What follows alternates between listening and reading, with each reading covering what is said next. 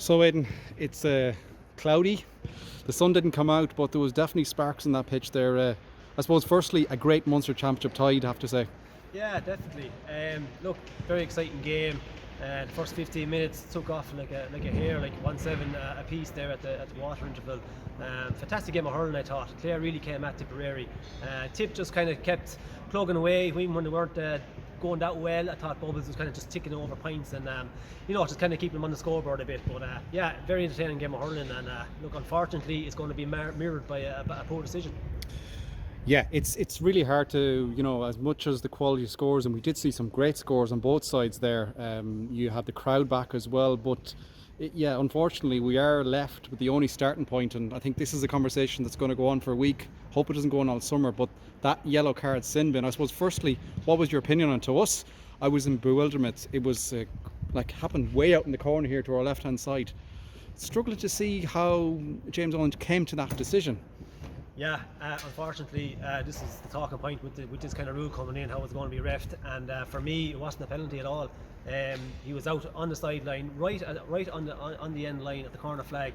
Yes, it was a free in, there's no doubt about that. But a penalty, absolutely not. Brought it all the way in then, and they scored. They obviously got the goal. Ford buried it, and the follow up from that, the 10 minutes from that, I think they scored about 2-3 from play. So that's a 2-3, 2-4 kind of in 10 minute spell, and that changed the whole game and it kind of sucked the life out of Clare.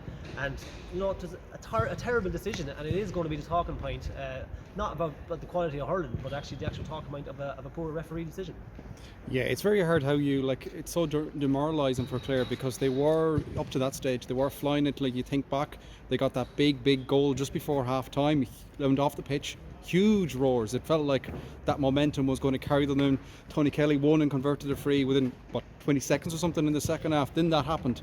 It's weird to see such a good game of hurling just kind of split down the middle by a refereeing decision. The momentum of that, it has to be, I don't know, we're going to talk about this a good bit, but it's when you are on the receiving end of a decision like that, it's hard to kind of work it out, really, isn't it? Yeah, no, it is for sure. And I kind of mentioned already, it does suck the life out of you. You're going so well, it's so hard to get scores. And you said on the 38th minute, Kelly buried a goal for Clare and run the high, and it's great to see crowds back. It fed into the game, the championship, kind of a feel to it. There was Tip jerseys, Clare jerseys.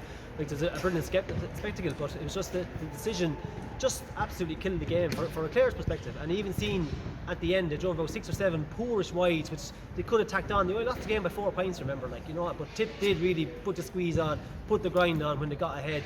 They were finding Cannon there a little bit easier in that 10-minute spell. Their ball to hand, way more possession, and they just got on top of it. And Clare, I think, made poor shot selections towards the end and kind of ran out of steam, but just that decision would suck the life out of you, and it's very hard to come back from that. Yeah, for anyone from a Clare perspective, it's probably very hard, and it will be very hard all week. And I was speaking to Brian Lowen there as well. It was just almost a broken man. But for so long in that game, Clare did so well. They started off 100 miles an hour. Everything we've heard about all week, the pace, the energy, that direct, the 3-man full forward line in the line inside created a lot of problems. There is, when they kind of calm down and try and see the cold light of day, there is a lot of positives to take out of this.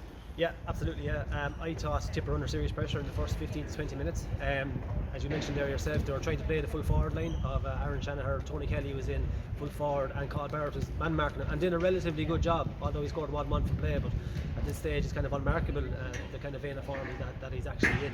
So they were trying to play the full forward line. They were getting some change from it, and coming to the second half, it really was that decision that turned the whole game, because Clare were on top. They were firing on all cylinders. They were really running that Tip, and that's what we said. We said before about the old guard, would they have it in the legs to keep it up, like the Brendan Mars and the Pádraig Mars and these lads.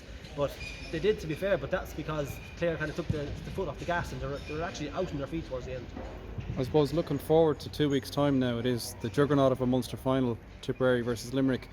A lot of those question marks and a lot of those talking points in Tipperary all week, I'm sure you heard of them close to home as well. There's a lot of talk of going for the, I suppose, tried and trusted old guard, as opposed to the new bit of life that many within the county want to bring forward into them. Those question marks are probably going to start all over again, even after a big victory like this, because Limerick are a different animal, really, aren't they? Yeah, for sure. Yeah, Limerick are going to be a totally different test. And look, it's like anything. Today they were tested about their legs. the next time in the Munster final they're going to be tested again, and it's going to be that reoccurring kind of a question mark over Sheedy and who he picks. Now, in fairness, the guys he put on, Flynn came on there, scored a point from play. There's another, I can't think of his name off the top of my head, but these substitutions did work. So these guys will be in contention for 2 weeks' time for the Munster final. And I wouldn't like to be going in the back door. You have Cork, you have Waterford, you have Galway. So that round robin system is going to be a dead store for some people. Yeah, I suppose the only advantage is Clare will have 2 weeks' time, as I suppose Galway will as well yesterday, and Wexford as well from that. That's kind of rebuild. I think Shane O'Neill describes it as out of one competition and into another, into the All-Ireland series. It's still a big ask, isn't it, really, to try and get things on board again, to try and dust themselves down. But they're still going to be a dangerous team, no matter who they face in the qualifiers. Like, I think it was 1-9 from Tony Kelly today. It was unbelievable, I thought, inside, and maybe faded a little bit, but towards the end of the first half. But then they pulled him out and he created and pulled the strings. Players like that, there's good performance all around the pitch. They're still going to be a very difficult opposition for anyone in the qualifiers. Definitely, yeah. And I felt Clare were actually kind of a better team performance, more so Tipperary. Tipperary had bubbles of the wire, they had Jason Ford, Cannon kind of came into it. Kind of individual performances kind of got Tipperary overlaid, but as a team I felt Clare were really, really pulling together as a whole. If you look at the spread of scores through the team, there's a lot more of a spread through the Clare team than there was actually through the Tipperary team. So they will be a force to be reckoned with, and I think they're actually gaining momentum, and I think that everything has gone in the past, this year, earlier on in the stage, they're really beginning to get momentum. They had a good finish to the league, they beat Waterford, they had a good, even though they lost today, they had a good display, so they will be a force to be reckoned with, and they will be getting better and better. And I think Lohan is beginning to build a spirit and begin to buy into what he's all about.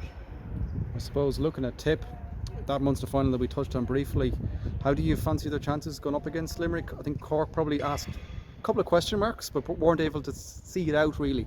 I think Cork, that Limerick team struggles against that Cork team. It's their style of play, their running kind of mantra, short passing. So the Limerick struggle against that style of play. Tipperary are going to bring a total different, more traditional kind of style.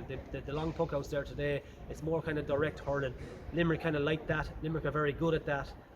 But physically, I think Tipperary, they're big men there today, like the Dan McCormack, Breen, these guys, big physical men. And I think that's what you have to do. You have to bring a physicality to try and beat Limerick.